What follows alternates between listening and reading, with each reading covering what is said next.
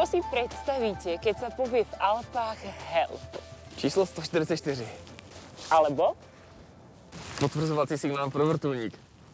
Prípadne aplikáciu Záchranka. Čo by ste ale povedali na spojenie s kapelou Beatles? Že vôbec netušíte, o čom hovorím? Vítejte v Obertauernu. Nalepte pásy, vyrážame. Ano, právě Obertauern se stal kulisou pro film HELP. Beatles sem přišli v roce 1965 natočit zimní a lyžařské scény, přičemž někteří místní obyvatelé jim zaskakovali jako kaskadéři. Keby ste sa o natáčaní chceli dozvedieť viac, stavte sa v hoteli Edelweiss. My sme tu však ostatne ako vždy kvôli miestam, kam lanovky nevedú. Ahoj, Lukáš. Ahojte. Aj by som povedala, vítaj v Obertauerne, ale tak nejak tuším, že asi skôr budeš ty ten, čo nás tu prevedie. Tak trochu áno. Máme pri vás pripravenú, alebo teda ja mám pri vás pripravenú nejakú túru. Nie je to nič extra, ale vzhľadom na podmienky myslím si, že to bude najvhodnejšie, čo môžeme teraz urobiť. Přinesl si nám trochu sněhu. Jaká je lavinovka? Vo vyšších polohách dneska prevláda 3. lavinový stupeň. Je to aj v závislosti od toho, že včera prevládal nejaký vietor a ten sneh sa nám rozmiestňoval nerovnomerne, čiže je to zvýšené lavinové nebezpečenstvo. No ty si povedal, že trochu vietor, ale to bola pred 2 dňami priam vichrica. Áno. Znamená to teda pre nás, že si máme dávať pozor konkrétne na čo? Na vytvorené lavinové dosky z toho vetra. Tie dosky sa budú tvoriť vo vyšších polohách, lebo tam je viacej toho snehu a skôr v tých záveterných stranách. Prvá časť túry bude v podstate príchod na chatu. Tam máme prevýšenie približne 600 metrov výškových a vzdialenosť do tých 4 až 5 kilometrov. A odtiaľ sa v podstate rozhodneme na tú dlhšiu túru, kde nás čaká ďalších 300 výškových metrov, alebo na tú kratšiu túru, kde je to približne ďalších 200 výškových metrov. Čo bude rozhodujúce, či pôjdeme na dlhšiu alebo kratšiu túru? Snehové podmienky a takisto vlastne to počasie, aké tam bude pretrvávať. Či tam nebude nejaký vietor, viditeľnosť a tak ďalej. Ja budem trochu dúfať v tú dlhšiu, ale samozrejme bezpečnosť na prvom mieste. Určite.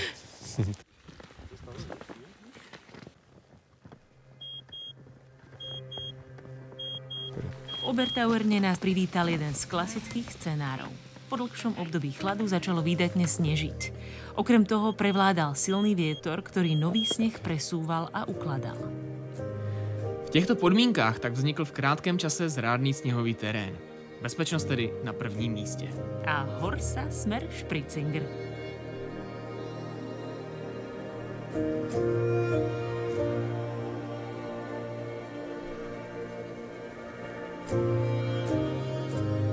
Okrem meniacich sa snehových podmienok sme však museli riešiť i nabaľovanie sa snehu na pásy.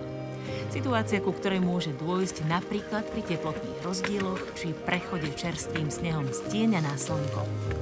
Nabalený sneh môžeme jednoducho odstrániť škrabkou, prípadne hranou lyže. Ďalšou z možností je sprej alebo vosk, ktorý je dobré nosiť vo svojej základnej výbave. Nezabudnite však, že ak používate vosk ako my, voskujeme vždy v smere vlákien. Však, Honzi? No jo, chybama se učíme. A příště s váma nejdu.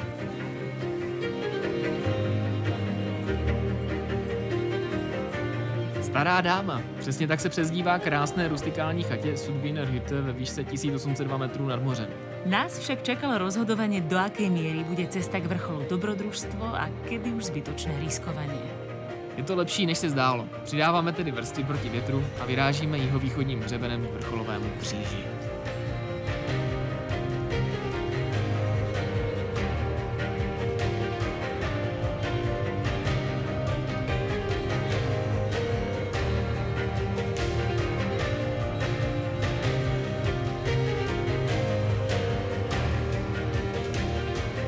Zjazd naspäť na chatu vedie v blízkosti výstupovej cesty, prípadne cez východný svah. Avšak len v prípade, že sú podmienky bezpečné. A keďže sa viditeľnosť nelepší, je čas vymeniť vyfúkané tváre za hrnček teplého čaju či kávy.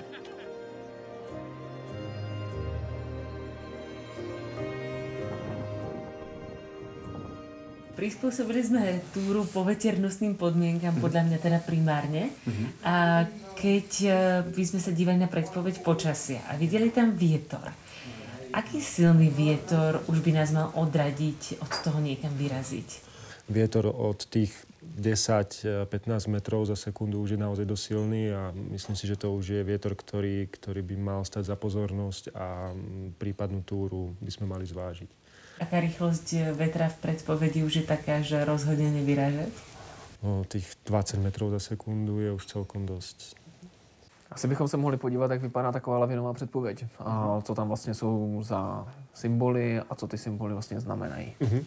V podstate na každú takúto horskú oblasť vydáva nejaké stredisko lavinovú predpoveď.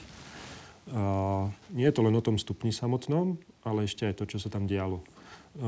Ku každej tej predpovedi sú nejaké ďalšie symboly, aký je tam problém. Tu dneska to bol vetrom previatý sneh tým, že vlastne ten vietor naozaj fúkal aj včera, ešte aj dnes. Tak sa vytvárali vetrom previaté dosky, čo je dosť nebezpečné a treba na to dávať dôraz. Vidíme to, že je to znázornené na takejto ružici. Tá ružica nám vlastne ukazuje, v ktorých smeroch alebo v ktorých svetových stranách je ten sneh uložený a ktoré sú naozaj nebezpečné. Čiže tu je to sever, západ až juhozápad. Takisto máme tie stupne rozdelené na dva, tretí a druhý. Ten tretí pretrváva v tej vyššej nadmorskej výške od 2200 metrov nad morom a ten druhý od 2200 nižšie. A takisto je tu k nemu nejaký symbol, je tu mokrý sneh.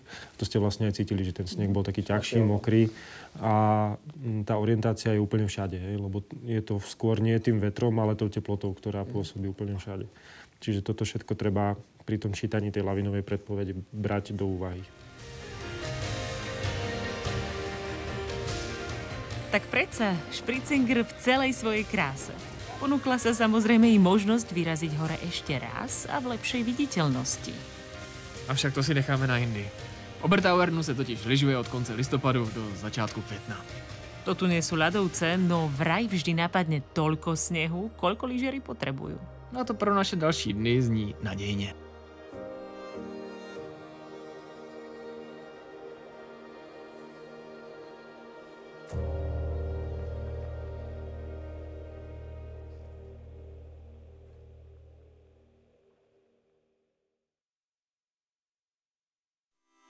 Den první. Túra začíná z parkoviště volnočasového centra Gnadelaun. Podél běžeckých tratí míjíme Hintergnadelam Hütte a tady začíná lesní cesta stoupat až k chatě Sudviner. Po zhodnocení podmínek se vydáme cikcaky vzhůru k vrcholu Špricingeru jihovýchodním hřebenem. Podél cikcaků sjíždíme prašanem zpět k Sudviner Hütte na zasloužený oběd a pak se vracíme stejnou cestou na výchozí místo. Délka trasy 12 km, převýšení 800 metrů a čas na cestě 4,5 hodiny. Den druhý. Od parkoviště stoupáme lesem vzhůru. Po 3 kilometrech míjíme osadu Gaštalm a po zhodnocení podmínek odbočujeme na aktuálně bezpečnější Zichlvan. Z něj se pak po odlepení pásu spouštíme zpět po nástupové trase až k autu. Za 4 kilometry stoupání nazbíráme příjemných 650 výškových metrů a celá trasa by nám tak neměla trvat déle než 4 hodiny.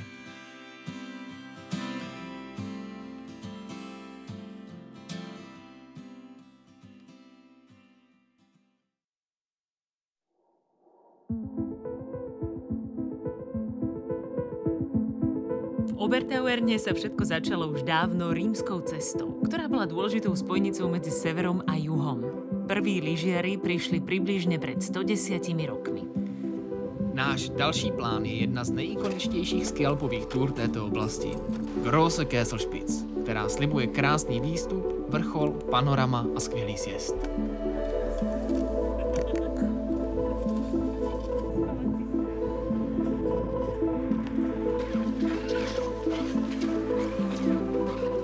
Pár výškových metrov zdolávame mierne stúpajúcou lesnou cestou. Pred nami sa rozprestírajú rozsiahle alpské pastviny a vysokohorské chatky slúžiace v letných mesiacoch ako útočisko pre dobytok. Horské pasienky nechávame za sebou a napriek tomu, že sa pred nami začína Große Kesselspitze črtať, pred prudším stúpaním meníme plány. případě, že by se vám to podařilo, počítejte s tím, že krátce před vrcholem je lyžařské depo a poslední skalní část je nutné vystoupat pěšky. Nemusíte se však obávat těžkých lezeckých úseků. Cesta by měla být nenáročná a vrchol nabízí fantastické výhledy daleko do vysokých taur. Pro sjezdci tak můžete v ideálních podmínkách vybrat mezi jižní nebo východní stranou.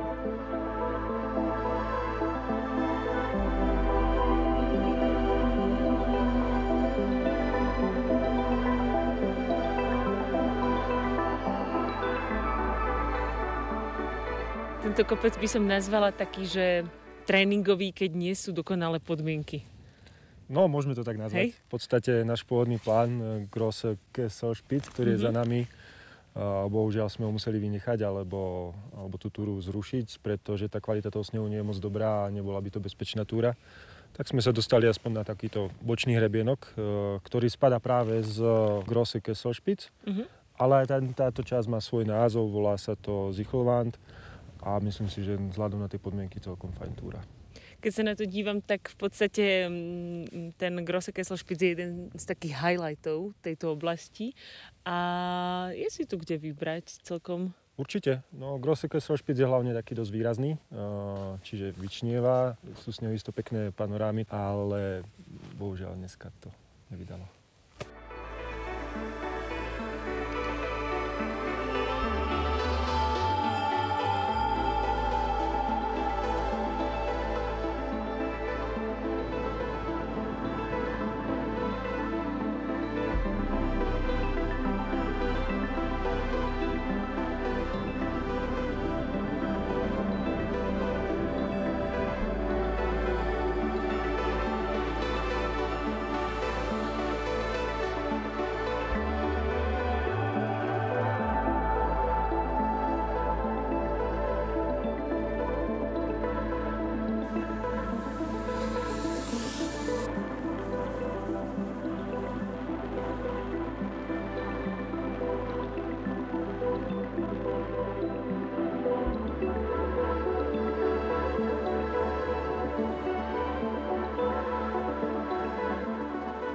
Veru, že snehu mohlo byť viac.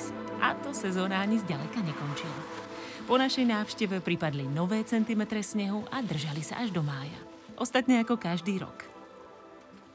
Tak Luky, díky, že si nás protáhl po kopcích. Ďakujeme za cestu do Rakúska. A na akých kopcoch ťa môžeme najčastejšie stretnúť? Našich slovenských, čiže tatranských. Dobre, tak vidíme sa zase niekedy na budúce. Ďakujeme. Dúfam, že áno. Ahojte. Čau. Ahoj. Čau. Čau, Luky, čau.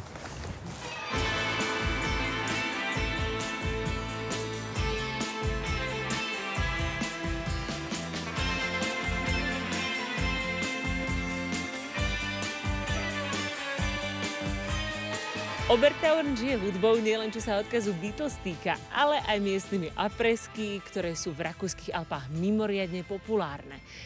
A vieš, čo je tu ešte populárne? Já si myslím, že ledovce. A na jeden z nich se příští týden vydáme. Těšíme se na vás na Štubaji. Vidíme sa v horách. Ski Alpy teď na chvilku odložte a soutěžte s námi o hodnotné ceny. Otázka pro dnešní díl. Jak se jmenoval film, který v 60. letech natočila kapela Beatles právě v Obertauernu? Za A. Here Comes the Sun, za B. Come Together, za C. Help. Odpovídat můžete na www.naskialpechpřeshory.cz, kde se dozvíte také pravidla soutěže a následně i správné odpovědi. Praktický batoh Thule Stir Alpine, ideální na lyžování, horské túry a horolezectví, věnovala do soutěže společnost Thule. Univerzální merino čepici s logem pořadu věnovala česká značka Kama, www.kama.cz. Horolezeckou helmu Saleva Puma 3.0 věnovala společnost Saleva Czech and Slovakia. Navíc každý z výherců obdrží vstupenku na Ski Alpuj Fest.